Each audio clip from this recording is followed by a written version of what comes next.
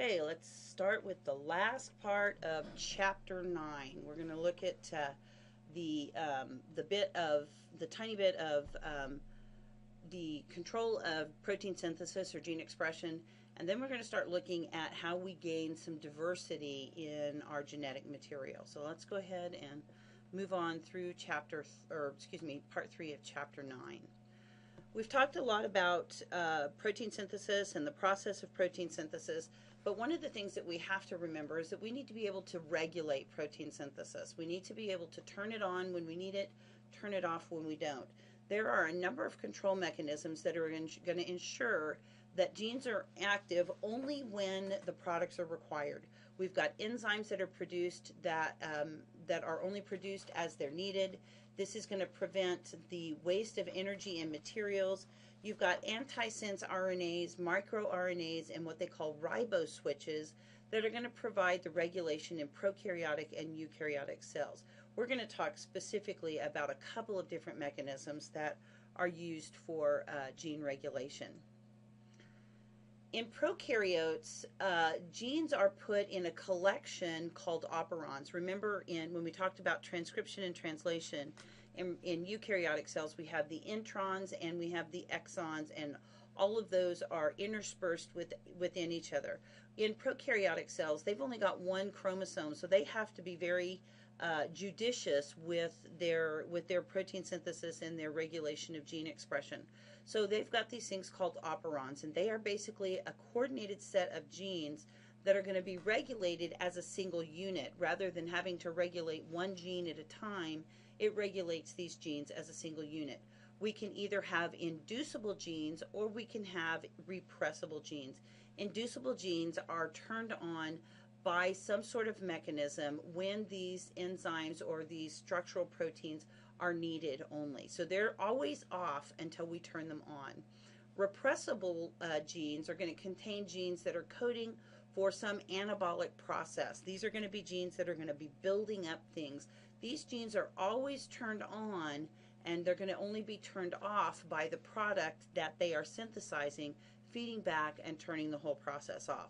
So inducible genes are always off until we turn them on, and repressible genes are always on until we turn them off. When we have repression and induction, this is going to be a mechanism that will regulate transcription. Once transcription starts, you have to finish it. It will go into translation and make protein. So we have to start transcription, stop transcription before it ever starts. The regulation of transcription is going to regulate the synthesis of proteins. If I don't have an mRNA transcript, I don't have any template to make my amino acid sequence. So if I stop the template from being made, I can't have a product at the end. Repression and induction are also going to control the formation of the amounts of an enzyme, not the activity of those enzymes. So we're either going to make the enzymes or we're not. We're not going to make them and turn them on or turn them off. So we're either going to make the enzymes or we're not going to make them at all. The best understood system for explaining control through regulation of proteins is through induction, the induction method. There's something called the lac operon that we will talk about here in length in just a little bit. That is a method of genetic induction. When we talk about gene induction, this is going to be a mechanism that is going to turn on transcription of a gene or a set of genes. You're going to have some substance that is going to act as an inducer. If you go back to our transformation lab, remember the last plate, the plate that glowed? It had that arabinose in it. That arabinose was the inducer. It was going to allow for the genes that would code for that glow protein to be transcribed. If the inducer wasn't present, that system would always be turned off. So those were inducible genes that coded for that glow protein. So as long as we have that inducer substance, it will induce transcriptions. Enzymes are going to be synthesized in the presence of inducers, and these are going to be called inducible enzymes. So if we have an enzyme that is only made when you have an inducer present, that enzyme is an inducible enzyme. In gene repression, this is going to be a mechanism that inhibits gene expression. It is also going to be going to decrease the synthesis of specific enzymes. If you've got enzymes as part of your codable sequence and these enzymes aren't needed, this set of genes is going to be turned off. Repression is going to be usually in the response a response to the overabundance of some end product, and that end product is going to feed back and turn the whole system off. Repression is going to decrease the rate of synthesis, and it's going to lead to basically turning off the system.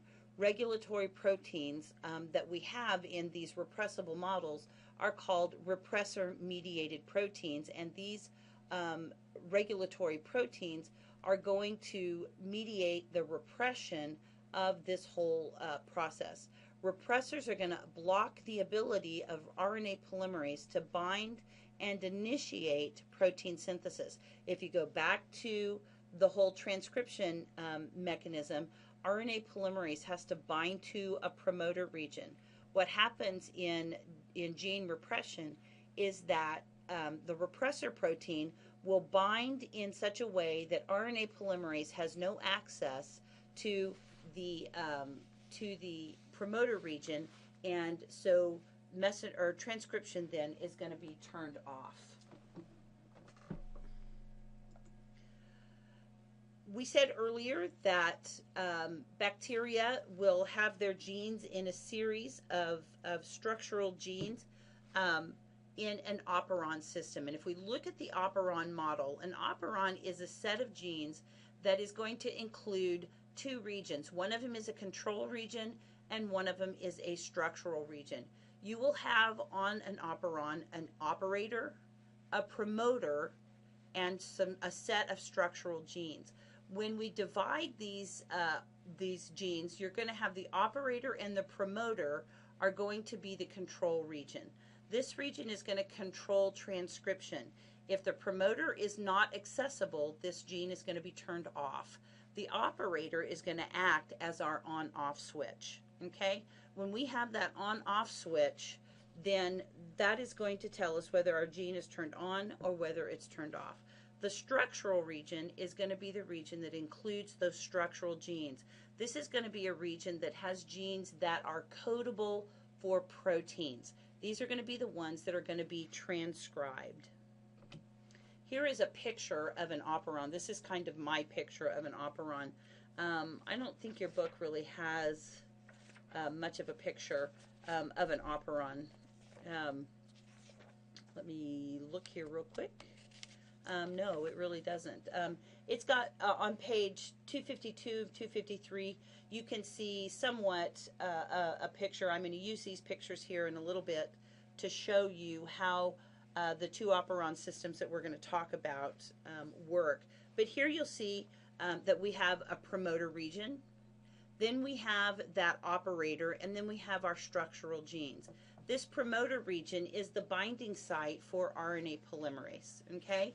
When you go into transcription, RNA polymerase, remember, binds to the promoter. It reads the structural genes until it comes to the terminator and falls off of the DNA structure, and you have your messenger RNA. The operator is the binding site for any regulatory protein, the repressor protein that will turn these genes on or off. And then, of course, you have your structural genes, which is your DNA sequence that will code for a specific protein. I said that gene induction was the best understood mechanism of gene regulation, and I want to talk about a specific model called the lactose or lac operon. This is going to regulate the metabolism of lactose in E. coli. There are three important features within the lac operon. You've got the regulatory region, and in this region, you've got a repressor gene that codes for a protein that will repress this operon. This repressor protein will bind to the operator on the operon and deny access of RNA polymerase to the promoter. In the control region, you have the promoter, which is recognized by RNA polymerase and will initiate transcription.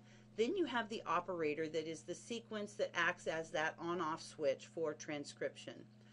The structural region of this operon model, again, is the genes that are coding for different enzymes that are needed for the catabolism or the breakdown of lactose. So if we look at our picture here, the operon is going to be turned off in the absence of lactose. These structural genes here, genes 1, 2, and 3, are going to code for proteins or enzymes that break down lactose. If lactose is absent, there is no need for the product of these genes. So the repressor protein will be made by this regulatory gene, and that repressor protein will bind to the operator. If it's bound to the operator, RNA polymerase cannot bind to the promoter and read these structural genes, and all transcription is turned off. Okay? If lactose is present, then lactose will act as an inducer. If lactose is present in specific concentrations, then that lactose will bind to the repressor protein. That lactose then will pull that repressor protein off the operator and inactivate it. Once that repressor is off the operator, RNA polymerase can bind to the promoter, and it can go past the operator, read and transcribe these structural genes, make our messenger RNA. Our messenger RNA will be read, will make our proteins, our enzymes here that will break down and digest lactose. When lactose is completely digested, then it will move away from the repressor. The repressor will go back onto the operator and turn the whole gene off. So we can control it. When we need those enzymes, we can turn it on. When we don't need those enzymes, we can turn it off. Be sure that you write down any questions that you have about these operon models. Just think about what the structural genes code for. These structural genes on the lac operon code for enzymes that break down lactose. If lactose is absent, this gene is off and the repressor is on the operator. If lactose is present, then lactose binds to the repressor, inactivates it. RNA polymerase binds to the promoter, reads the structural genes, makes the enzymes to break down lactose. When lactose is completely digested, the repressor protein moves back onto the operator and shuts the whole process down. So we're not making enzymes that won't ever get used, and we're not using up energy that can be used for some other process. Repression is also a way that we can control gene expression. Remember, we said that you had repressible and inducible genes. Repression are going to be genes that are always on until they're turned off. The arginine operon is an example of a repressible operon. This operon codes for the enzymes that are going to make the amino acid arginine. This operon is normally on until it has to be turned off when there is no need for the amino acid arginine. Either a sufficient amount or you have enough and there is no need for it and you're going to turn it off. So this is always on until we turn it off. The control region is going to be just the same. It has the promoter region and it has the operator region. The structural region in this one is made up of 3 genes that are going to code for the different enzymes that are needed for the anabolism of arginine. Okay, so we have here a system where we have we're building up now instead of breaking down. The regulator system basically is going to be the excess of arginine is going to act as a co-repressor, and it's going to block the action then of the operon. So the end product of our process here is going to act as the feedback mechanism to go and turn this whole system off. Let's look here.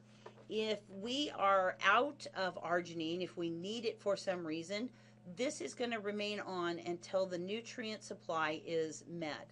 So our RNA polymerase can bind to the promoter, read past the operator, read these structural genes, make the enzymes necessary to synthesize arginine. When arginine builds up, it can be used in metabolism. And once we start to build up the amount of arginine that we need and we begin to accumulate it, then that arginine will feed back onto the repressor. The repressor, when this is turned on, it has the wrong shape to attach to the operator. So when arginine accumulates, that arginine binds to the repressor, changes the shape, and activates it.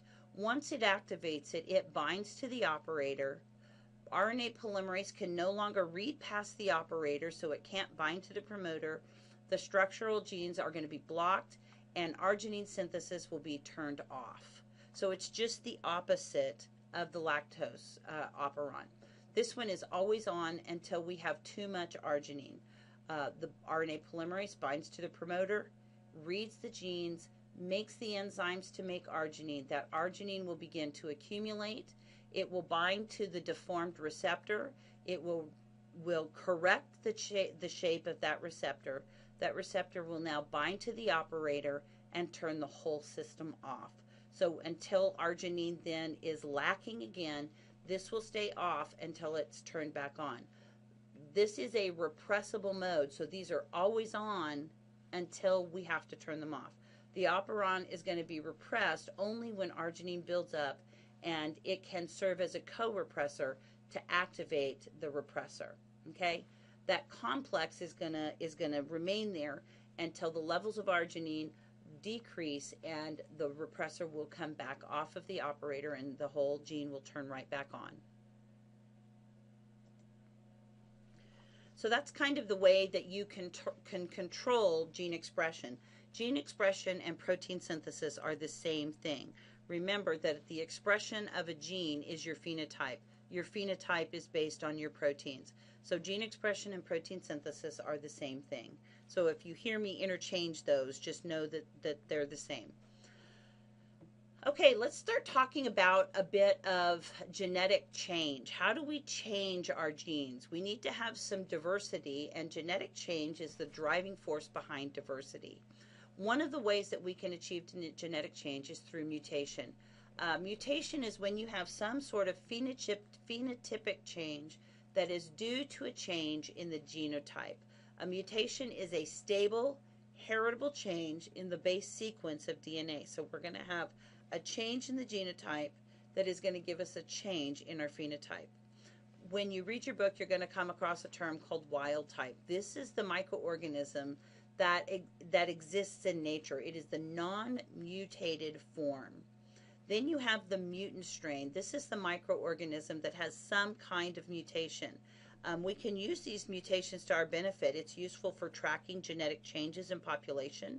It's useful for looking at genetic organization as well as pinpointing genetic markers. One of the ways that they found the BRCA gene in breast cancer is looking at a genetic mutation in that gene and looking at the pinpointing the change, the gene where the change occurred. So they were able to identify what gene was expressly causing many forms of breast cancer. This picture right here basically shows you a way that you can look for mutation in the laboratory. You have a number of bacteria in discrete colonies on a petri dish. You can take that dish and you can expose it to some sort of mutagenic agent like a UV light or like some sort of chemical agent, and you can then use something that is a replica plating carrier. This is like a stamp that has a velveteen pad on it, and you push it down onto the colonies and you pull it back up, and part of it, tiny bits of those colonies, will be on that velveteen replica plate. Then you're going to press that down onto two different media. You'll have some sort of non-selective media that will grow up everything, and then you'll have a media that selects only for the mutants. It will inhibit the growth of anything that is not mutated. So you'll incubate these and you'll see that you have a mixture in the non-selective media that is wild type and mutant strains both, and in the other one you have inhibited the growth of the wild type strain and only the mutant strains were allowed to grow on this media, so you could see which cells were mutated and which cells weren't. And then you could go and you could compare the gene sequencing and see where those mutations lie and what the change is. You have a number of causes for mutation. You've got a spontaneous mutation, which are random changes in DNA that are going to arise from some sort of error that is not fixed during replication. When you have a change or an error in replication that isn't fixed at the time of replication, and when that DNA rewinds, that error is permanent. Okay? Then you have induced mutations. These are going to result from some exposure to a known mutagen. And a mutagen is any element that is going to increase the frequency of mutation. Nicotine, pollution, UV light. There are a plethora of things that can act as mutagens. Bacteria and viruses can act as mutagens. Here's a table that have some selected mutagens and their effects. You have chemical agents as well as things like radiation. You can see that nitrous acid and bisulfite, these are going to affect amino groups from some of the nitrogen bases. So they're going to affect both DNA and RNA. Most of these are going to be in DNA. Ethidium bromide, this is something that is used in laboratories all the time. This chemical will insert itself between the base pairs so they don't pair up anymore. Acridian dyes, these are going to cause what they call frame shift mutations due to an insertion of an unneeded base inside the sequence. And we're going to talk about what frame shift mutations are. And then you have nitrogen base analogs. Base analogs are natural bases that mimic the DNA bases, but they have opposite binding types. 5-bromouracil and 2-aminopurine. Those are two base analogs, and they will insert themselves in the place of thymine and adenine, but instead of adenine binding to thymine, it binds to cytosine. And the thymine, the 5-bromouracil, the thymine, instead of binding to adenine, binds to guanine. So you have all of this kind of screwed up binding with these base analogs. You have ionizing radiation, gamma rays and X-rays. These are going to form those toxic oxygen products, free radicals, and these are going to cause single or double breaks in DNA. You can either break one strand or both strands of the DNA, and the DNA now is going to be broken and can't be replicated. So the cell can't go through cell division, and it will eventually die. Ultraviolet light radiation. This is going to cause cross-linking with specific pyrimidines, particularly thymines. You have two thymines that are sitting next to each other on a strand of DNA, and those thymines are going to join covalently together and form what they call thymine dimers, and that makes the DNA very difficult to replicate. The more thymine dimers you have, the more likely the cell is going to end up dying from some sort of mutation. You have a number of categories of mutation. You've got point mutations. These point mutations are involved in the addition, deletion, or substitution of a single base. In these point mutations, we have several different types. You have missense mutations, and these are going to be any change in a code that leads to the placement of a different amino acid. So if we have an amino acid codon that codes for leucine, and then we change that code and we end up with tyrosine in its place. So you've had a single base change that has changed one amino acid to another, and now you can have a faulty protein. This can create a non-functional protein. It can produce proteins that function, but function in a different manner. They don't do the same job that they did. Or you can have one that causes no significant alteration in the protein function. Either it's way down at the end of the protein amino acid sequence, or maybe it was just a mutation that caused one codon to code for the same amino acid. So again, we talked about that wobble in the amino acids, and we talked about the redundancy in the code. This allows for some of this slight variation. So you'll have no change in the protein function at all, because you've only changed the amino acids. You've not changed the amino acid sequence, but you have changed the codon. Nonsense mutations are going to change a normal codon into a stop codon. You will hit a premature stop and you will have a truncated protein. You can have some severe non-functional proteins, or there can be very little alteration at all, depending on where the stop codon is met. If you're at the very beginning of the sequence, obviously a stop codon is going to have more effect than if it's at the very end of the sequence. You also have something called a silent mutation. This alters a base but doesn't alter the change in the amino acid.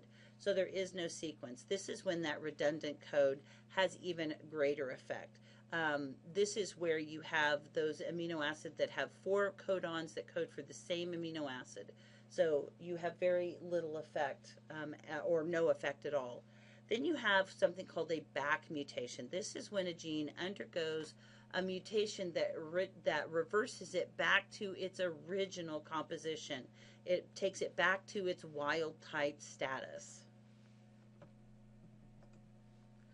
Frameshift mutations are mutations that are going to occur when one or more bases are inserted or deleted from a piece of synthesized DNA. Remember, DNA is our template. This is where all the stuff happens.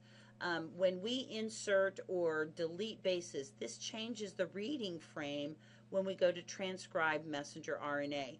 This is almost nearly going to result in a non-functional protein, and it's often due to the fact that you have severely changed the amino acid sequence, and a lot of times we'll encounter a premature stop in the middle of the sequence. Here, if you look, I think this is a great table, because it gives you an idea of what it means to insert or substitute or shift or anything like that. Here is our wild type sequence. The big bad dog ate the fat red cat. If we have a missense, we basically have substituted one base and it has affected one amino acid. The big bad dog ate the fit red cat. And so you see that you can have a change in the sequence, but it didn't really change it a lot. Then you have the nonsense, where we see a truncated protein because we've hit a premature stop. Here we have the big bad, and that's it. There's no more message. This is obviously going to have a greater effect than the missense mutation. If we go down here and look at our frame shift, you've got the insertion. So if we add just one letter, we've added a B between the A and the D in bad. And now it's the big Bab DDOGATEFATREDCAT. It's complete gibberish. It means absolutely nothing, and you're going to have a mess from the point of the mutation on.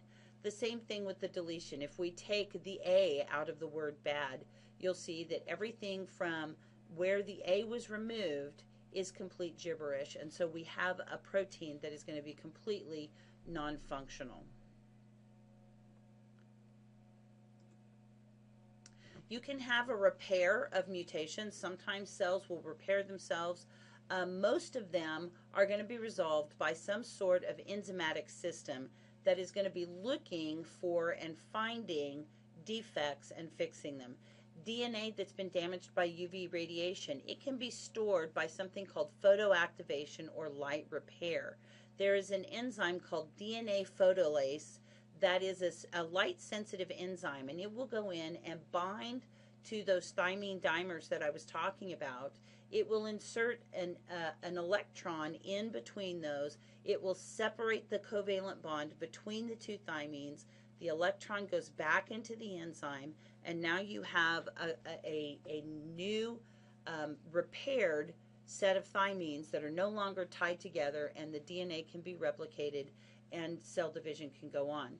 You also have an excision repair mechanism where you have enzymes that will go in and they will clip out the incorrect bases and add the new bases in. Your book has an awesome picture of this, and it is on page 257. If you look here, you'll see we've got, here is our sequence here, here is the mutation. You can see that they don't pair. So you have your endonuclease enzymes that are going to come in, and they are going to snip out these nucleotides. So you've got this complex. This first complex is going to snip out the mistake. You've got a new complex that's going to bring in the appropriate nucleotides. They're going to be tied into the sequence, and now we have our repaired sequence, and DNA replication can continue on. Protein synthesis is not harmed, and everything is back to normal.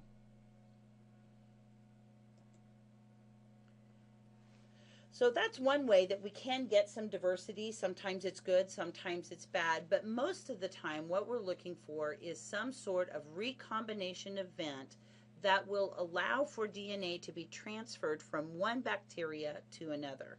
When we talk about recombination, we have one bacteria that is going to act as the donor of DNA to another bacteria. That second bacteria is going to be the recipient of that.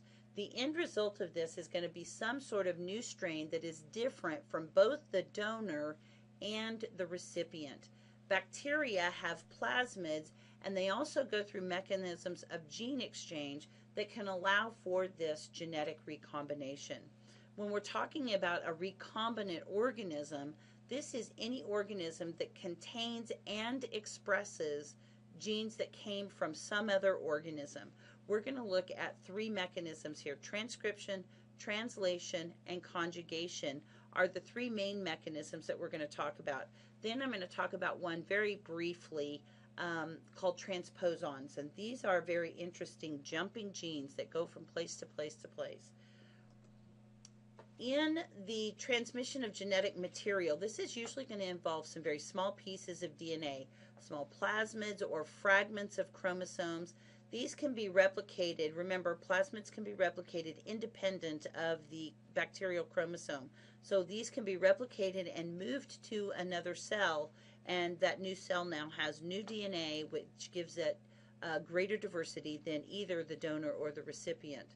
You can have these chromosomal fragments that can be taken into the cell. This is like what we did when we did transformation, and this is going to have to be integrated into the host chromosome, then replicated, and then expressed. There are three means of genetic recombination in bacteria: conjugation, transformation, and transduction. Since we're familiar with transformation first, I know your book talks about conjugation first, but I want to talk about the one that we have talked about a little bit already. So we're going to talk about transformation first, and then we'll go transduction and conjugation. If you look here at this table, you'll see the factors that are involved. You've got the mode of genetic transfer, the factors that are involved, whether it's direct or indirect, do the cells have contact or not, and then it gives you some examples of the genes that get transferred from one place to another. This is a very good table. This table is on page 259 in your book. When we talk about transformation, the definition of transformation is the transfer of naked DNA from one bacterial cell to another. It was discovered by a gentleman by the name of Frederick Griffith in 1928 while he's working with a particular strain of Streptococcus called Streptococcus pneumoniae. One of the things that Griffith realized is that this bacteria existed in two forms: an encapsulated virulent form that caused the disease, and he called this the smooth form. This had a smooth appearance. Then it was the non-encapsulated avirulent form that had a very rough appearance. And so he wondered what would happen if he made injections of this smooth strain and could make some sort of vaccine against pneumonia. So what he did is he injected mice with different strains, and he recorded the results that he had. If we look here at this picture, if you remember, I drew you a picture in lab over this, and I think my picture was better, but that's okay. If we look here, we see we have the smooth strain. This smooth strain had bacteria that had a capsule on it. That's what made it smooth. He injected that bacteria into the mouse and waited for the onset of symptoms, and the mouse died. What he did was he took a blood sample from this mouse, and what he got when he grew that blood sample up was the smooth strain of bacteria. So then he took the rough strain. This strain has no capsule in it. He injected the mouse, and the mouse survives. So he thought, okay, what will happen if I heat this strain, if I kill it and heat it, and then inject it in the mouse? Well, he did that. He injected it in the mouse. The mouse survived, and he thought, okay, I have 2 mice here that have survived. What will happen if I inject the mouse with living rough that has no capsule and dead smooth, which has a capsule, and put it in the mouse? He was fully expecting this mouse to survive, and lo and behold, the poor mouse dies. He took a blood sample from this mouse, and what he retrieved was his living rough, but he also had living smooth. He put dead smooth in, but got living smooth out.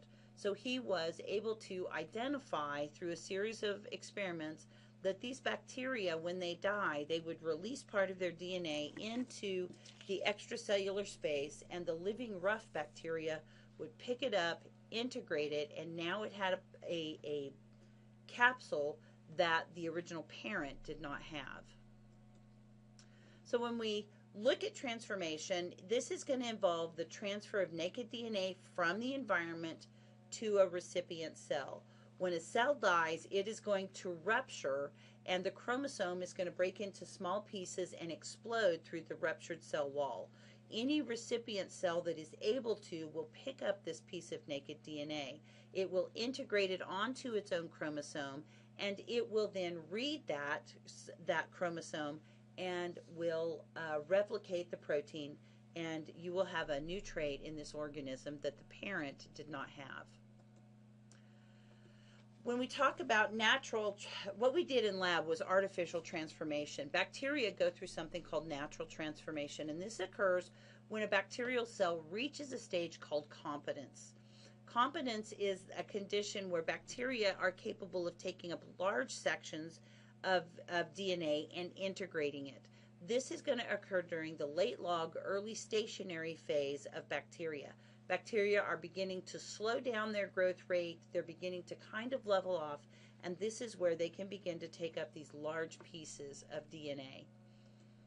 If we look here at our picture, this is a picture from an old version of your textbook, and your book has another picture in it. It's page 260. Oh, I'm sorry. I take that back. It is 200 and nothing. You have only the Griffith picture, I'm sorry, in your book. So if you want to, obviously read off of my picture. But in natural transformation, you have 4 stages. The first stage, you're going to have bacteria binding to a receptor on the surface of a gene binding to a receptor on the surface of the DNA. If it's a double-stranded molecule, one of the strands will be degraded and the other strand will enter. Only single strands of DNA will enter into the cell. After you have entry, then you're going to have integration. The donor DNA, let me try and get my cursor back here. The donor DNA is going to be integrated by hydrogen bonding. You're going to have an area that is what they call homologous, or looks a great deal like the section that's being put in.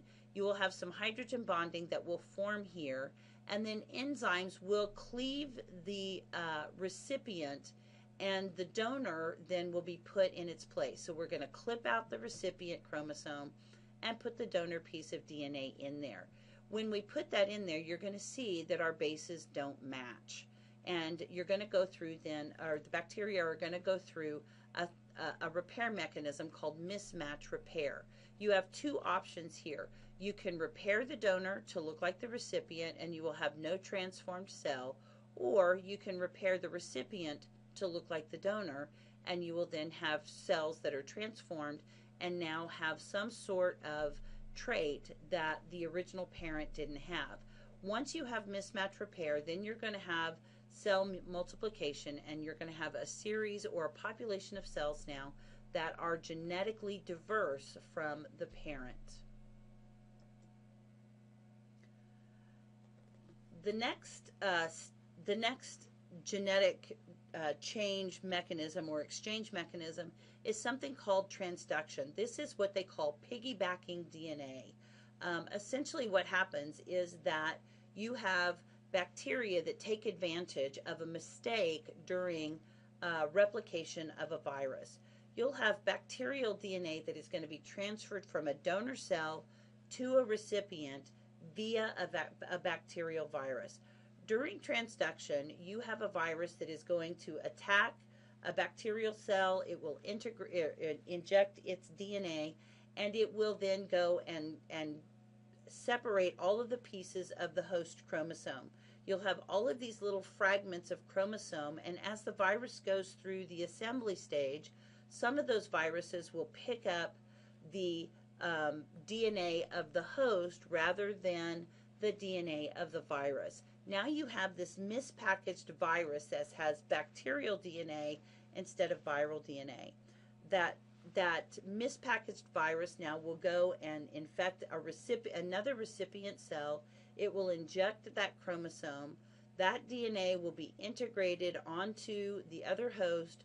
The mismatch repair mechanism will take place, and now you have new DNA that is incorporated into another chromosome, and this bacterial cell, this recipient cell now, has another trait that the original donor had, but its original parent did not. So if we follow this picture here, we'll see that we have our phage here that's inserting its DNA. It's going through the whole process of replication. It has destroyed the host DNA, but you'll see we've got these small little fragments of nucleic acid that belong to the bacteria. When the phage get assembled, some of these phages will get assembled with bacterial chromosome instead of viral chromosome. When we have this mispackaged virus, it will go and infect the recipient cell.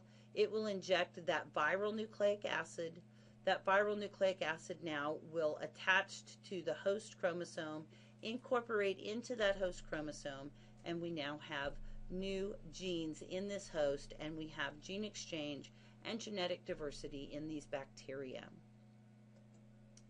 With conjugation, this is essentially as close to sexual intercourse as you will get with bacteria. A lot of times you will hear people refer to conjugation as bacterial sex. A lot of books will call it bacterial sex. This is essentially a system of gene exchange where you have direct contact between two quote-unquote mating types. It is the only form of gene exchange in which the donor survives. You are going to have this conjugation process mediated by a plasmid, and these plasmids have to, or these bacteria have to be of opposite mating types. The donor cell is going to carry a plasmid that codes for something called a fertility or F factor, and this cell is going to be designated as an F+. The recipient cell does not carry a plasmid and therefore is going to be an F-. During conjugation, the plasmid is going to replicate in the donor cell, and it's going to be transferred to the recipient. When that recipient picks up that plasmid, it now has that fertility factor and becomes an F+. So if you put 1 F+ and 100 F-, eventually all of those cells will become F+, because every time that F- cell picks up that plasmid, it now becomes an F+ cell.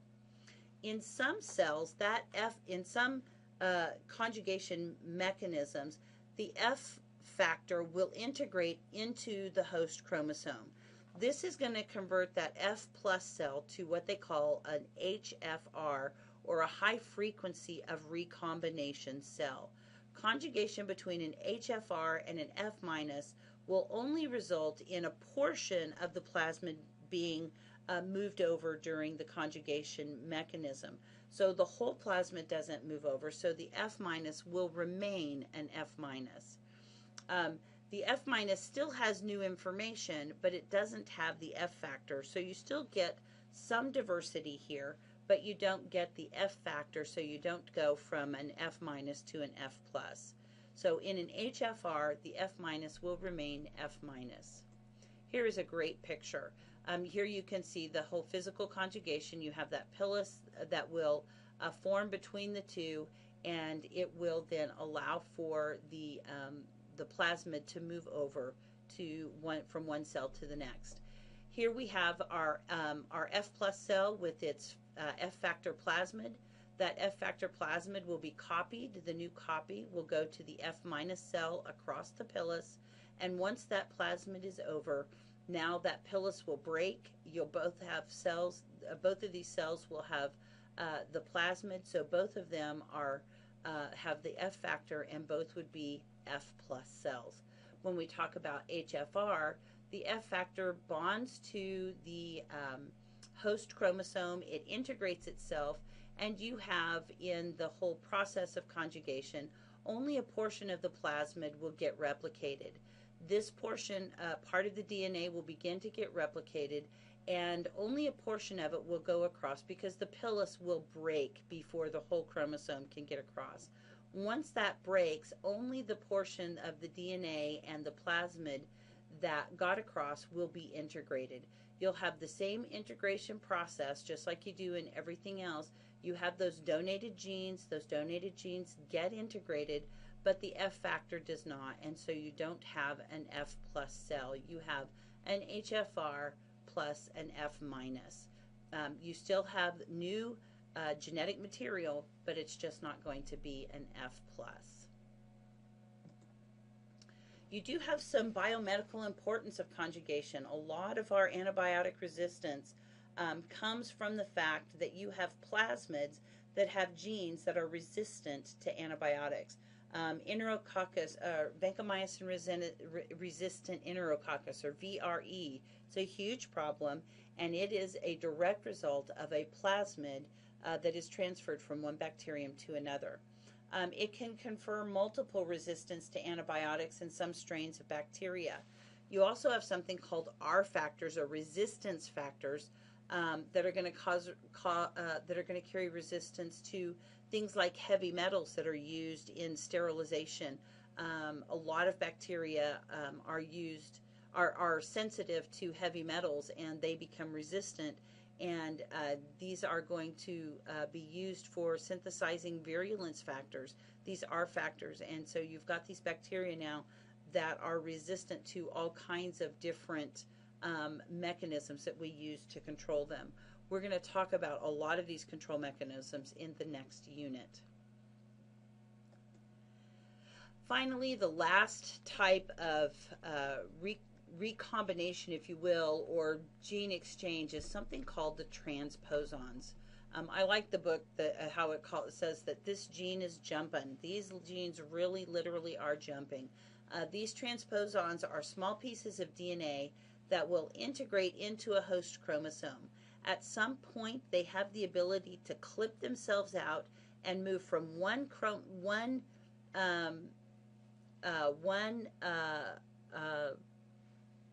gene or location on the chromosome to another location. And I have an error here. It shouldn't say to another cell. It should say to another chromosome.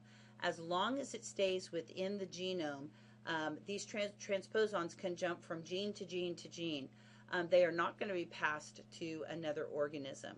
Transposons can, however, jump to a plasmid, and once they're on that plasmid, they can be transferred then to another cell through conjugation. So again, this is going to be some sort of mechanism that will require another mechanism like conjugation to move this to another cell. The overall effect is to scramble that genetic language, and some of these jumping genes can be beneficial or they can be adverse. A geneticist by the name of Barbara McClintock was the first one to discover these jumping genes when she was looking at the genetics of corn. She would see that different kernels of corn would be different colors, and she was wondering why that was. And she was able to demonstrate that genes were jumping from one place to another. This is a huge advantage to a lot of cells. You can have jumping genes in all kinds of cells, and prokaryotic and eukaryotic cells. If you look, here is a Here is a picture of a cell. This is most likely prokaryotic because we have a single circular piece of DNA here. But we have a transposon in a plasmid. That transposon can jump off of this plasmid and insert itself into the chromosome. It can move to another site on that chromosome, and then it can also jump off into another plasmid, and that new plasmid can be sent to another cell. You can have some of these other chromosomal transposons jumping from different sites or to a different plasmid, and then that different plasmid within the chromosome can also be moved and sent to another cell. So we can be moving this genetic information from place to place to place. So you never know, your genes may end up someplace that you didn't ever expect them to be.